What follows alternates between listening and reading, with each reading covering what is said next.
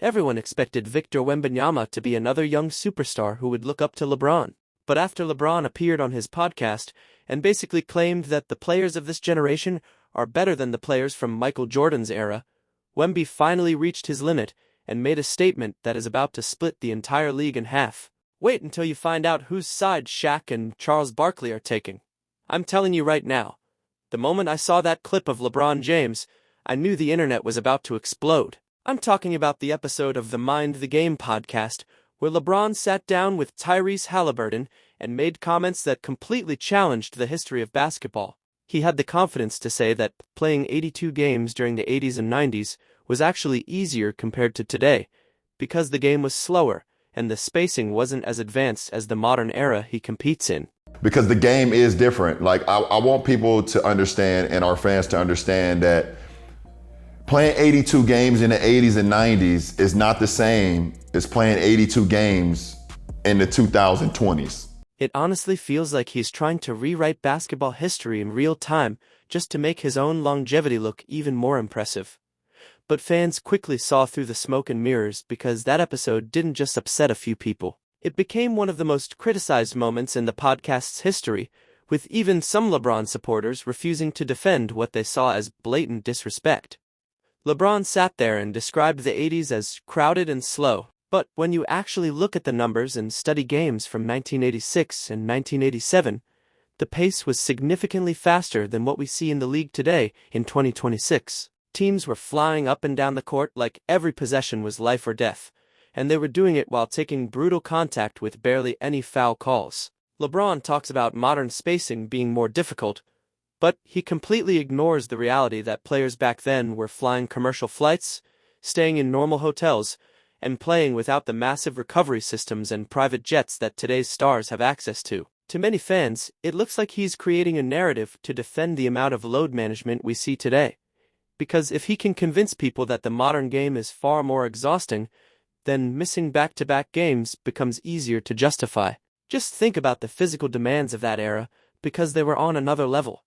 Players like Michael Jordan and Magic Johnson were running at an unbelievable pace while wearing shoes that offered nowhere near the support athletes have today. Their bodies were taking a beating every single night, yet they didn't have advanced recovery rooms, personal chefs, or modern sports science helping them recover.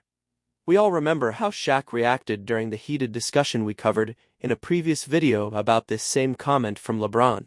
But it turns out he wasn't the only one bothered by the statement.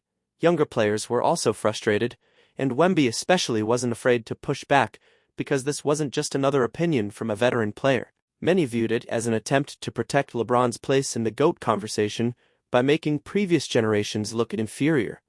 The way those legends were discussed felt disrespectful toward the players who helped build the foundation of the game that today's stars benefit from every night. The reaction was massive, and the comment section turned into a battlefield, as fans pointed out that this supposedly tougher era also includes more flopping and foul hunting. So, if the old game was truly that easy, people started asking why LeBron faced so many challenges against today's competition. You can't claim to be the greatest ever while dismissing the players who created the blueprint you follow. This entire podcast controversy became a breaking point for many fans and created one of the biggest debates the NBA has seen in years. Because while LeBron was shaping his side of the story, Victor Wembanyama was quietly preparing a response that could completely change the conversation. Everyone knows Wemby is usually calm and controlled, but reports suggested he was frustrated seeing the legends he grew up admiring being minimized. Think about how surprising that is. 22-year-old with every reason to embrace the new school style is instead questioning where the league is heading. The bigger issue is that Wemby has become tired of the flopping and inconsistent calls that many believe have changed the way the game is played, and some fans feel he is pointing toward the players who helped create that style. But the situation gets even more interesting for LeBron because there is a major irony happening. The style of drawing fouls and manipulating defenses that became common throughout the league is now being used by younger players at an even higher level. In recent games where the Lakers struggled against the Thunder, LeBron appeared frustrated as he experienced the same type of calls and tactics that many believe he helped popularize. Players like Shai, Gilgeous, Alexander, and the young Thunder core have taken that approach to another level, and it has created a frustrating reality for veterans. Some believe this is exactly why the modern game has lost part of its identity. Then came the statement that reportedly had people around the Spurs organization talking for weeks. He said, "The so-called king needs to put some respect on the legends." Hearing something like that from a young player is rare, because rookies usually avoid challenging someone as respected as LeBron. You might wonder why someone born in 2004 would care so much about the 90s. The answer is simple. Wemby is a true student of basketball. He has studied countless games and footage of legends like Michael Jordan, Shaq, and Kareem. But the deeper story is about the influence behind that mindset. You have to look at the Greg Popovich factor, because Pop has always been one of basketball's biggest defenders of fundamentals and traditional play. His criticism of the modern three-point heavy style and declining defense has been well known for years.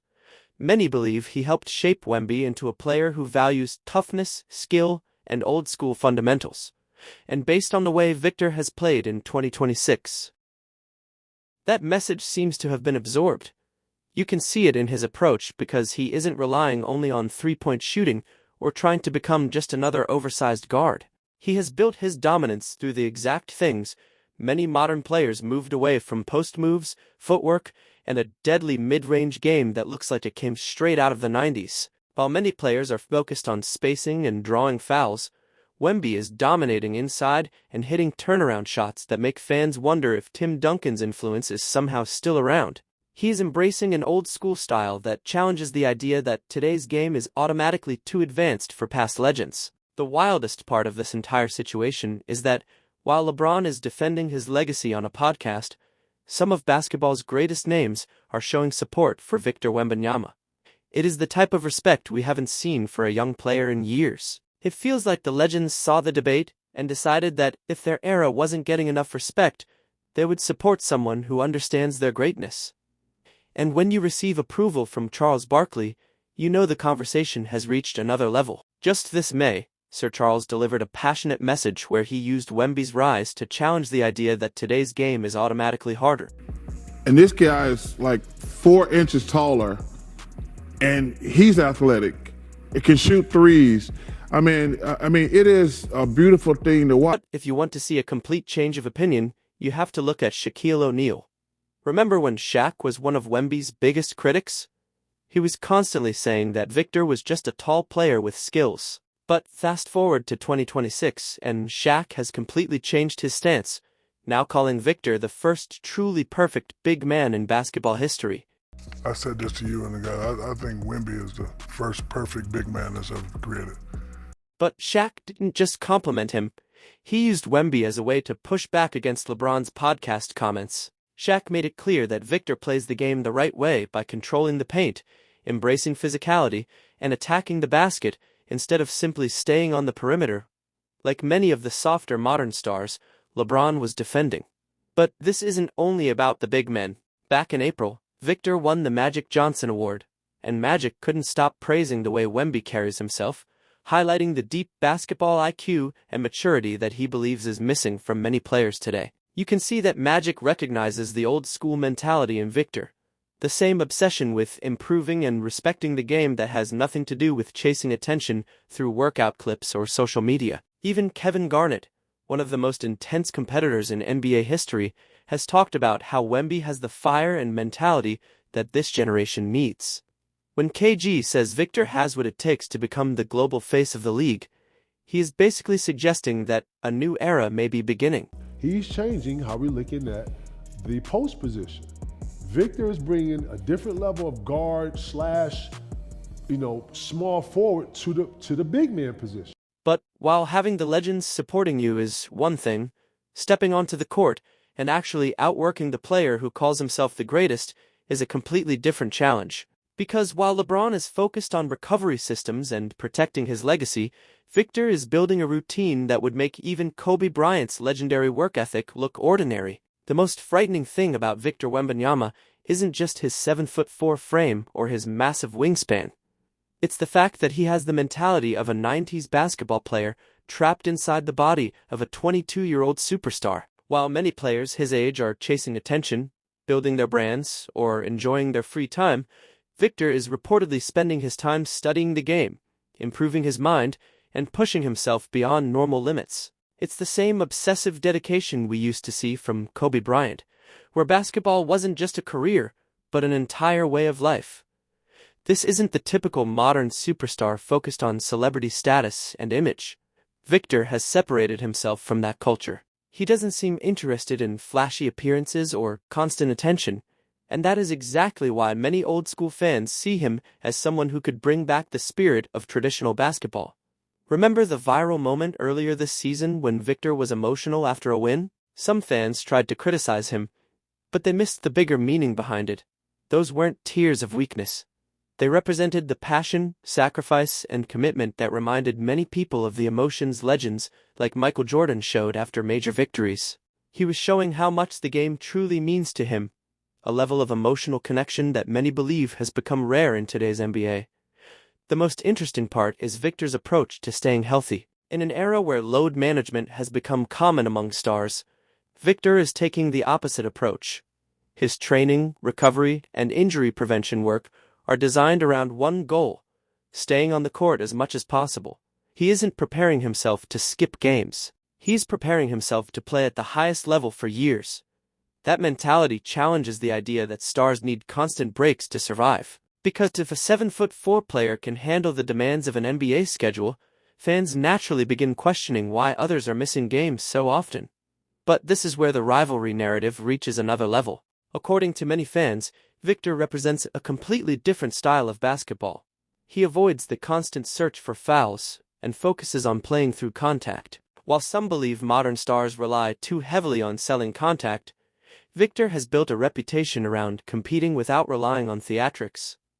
There have been moments where he has taken major physical hits and simply continued playing instead of waiting for a whistle. That contrast has made some fans believe the league is shifting toward a different mentality. The biggest statement came during a matchup between the Spurs and Lakers, where Victor delivered a dominant performance and looked like a player ready to take over the next generation. He attacked the basket, hit difficult shots, defended at an elite level, and showed why many believe he could become the face of the league. But the story became even more interesting during a media session when Victor was asked about LeBron's eventual retirement. Instead of giving an emotional answer, he kept his response short and moved on. To many fans, that showed his mindset clearly. He respects basketball history, but he is focused on creating his own legacy. Victor isn't trying to join someone else's era. He wants to build his own. And if the mental difference wasn't enough, his production on the court has made the conversation even louder. He isn't just showing potential, he's putting up numbers that remind fans of legends from previous generations. While LeBron has argued that the modern game presents unique challenges, Victor has stepped onto the court and produced at a historic level. He has entered rare statistical territory that only a handful of all-time great big men have reached. The most impressive part is how he is doing it. Victor isn't simply chasing highlights or relying on one aspect of the game. He is combining scoring, defense, playmaking, and efficiency in a way that feels like a combination of old-school fundamentals and modern athleticism. His ability to dominate inside, create shots from mid-range, and make smart passes has made him one of the most unique players basketball has ever seen. While many teams are focused on three-point shooting and spacing, Victor is proving that traditional skills still matter. He plays with patience, reads defenses, and controls the game like a player from another era. He represents a rare combination, a classic basketball mindset inside a once-in-a-generation body. And when it comes to durability, this is where the debate becomes even more intense. LeBron has often discussed the physical demands of today's game and the challenges of maintaining his body at his age, while Victor is trying to prove that the next generation can handle those same challenges with a different approach. It's a different game now. It's a totally different game, and it's a lot of soft tissue injuries that's happened now because of it. But Victor is currently projected to finish the 2026 season with more than 71 games played. Think about that for a moment. A 7'4" player who is considered a physical outlier is showing incredible durability compared to many smaller players who have access to millions of dollars in recovery technology. It takes people back to players like AC Green, who played 1,192 consecutive games without the modern advantages of private chefs, advanced recovery systems, or expensive treatment programs. Victor's mindset is simple. If you truly love the game, you show up and play it. He battled through a twisted ankle during this year's playoffs without making a big announcement, posting about it online, or looking for attention. He simply stepped on the court and continued competing at the highest level. But whenever LeBron suffers a major loss, critics often point to the same pattern: reports about injuries, recovery issues, or updates about his physical condition. Meanwhile, Victor keeps his focus on basketball and continues showing up. That difference in mentality is one of the reasons the GOAT debate has become even more intense. If the next generation's biggest star believes the previous era was tougher and shows more respect toward the legends who built the game, then some fans believe LeBron's argument becomes much harder to defend. Even former greats have started weighing in. In a surprising move earlier this year, Charles Barkley reportedly changed his all-time rankings and placed LeBron at number 7. I've always said LeBron on my list. He's number 7 all time. I got Wilt, Kareem, Bill Russell, Michael and Oscar. I got Kobe 6 and LeBron 7. But if you truly want to see the moment when LeBron's dominance started being questioned, you only have to look at the April 2026 collapse against the Rockets. In a game the Lakers desperately needed, LeBron finished with just 10 points on 2 for 9 shooting, while committing 8 turnovers against a Rockets team many considered beatable.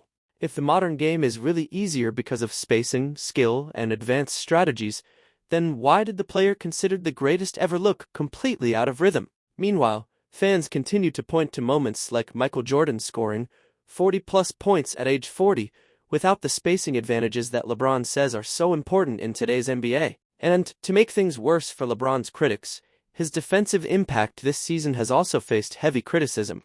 But as disappointing as the numbers may look, the off-court conversation is becoming even more intense. LeBron's critics believe his push to remain relevant has created some of the most controversial moments of his career. You won't believe what Rick Buer revealed about LeBron's pursuit of more records, because the discussion has raised questions about how far he is willing to go to keep his name in the spotlight. Back in March, Rick Buer made headlines during a viral segment where he questioned whether LeBron was continuing his career, partly to add more statistics and achievements to his legacy. The evidence people pointed toward included games like the matchup against the Wizards, where the Lakers had a huge lead, and LeBron remained on the court late in the game while facing younger players, eventually securing another triple-double. Many fans viewed it as a moment that showed a greater focus on numbers rather than simply winning.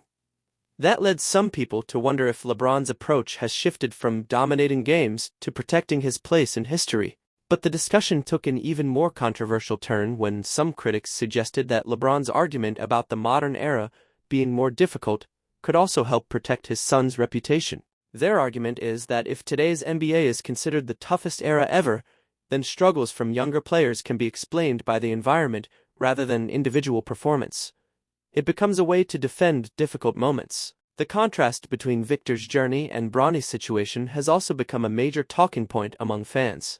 On one side, you have Victor, who has built his reputation around discipline, hard work, and constant improvement. On the other side, critics believe LeBron's influence has created unique opportunities for his son that most players never receive. But many fans are no longer interested in narratives and want the focus to remain on what happens on the court. If Wemby is only getting started, then the biggest question remains: can LeBron's legacy withstand the challenge coming from the next generation? The story is far from over, and the battle for basketball's future is only getting more intense.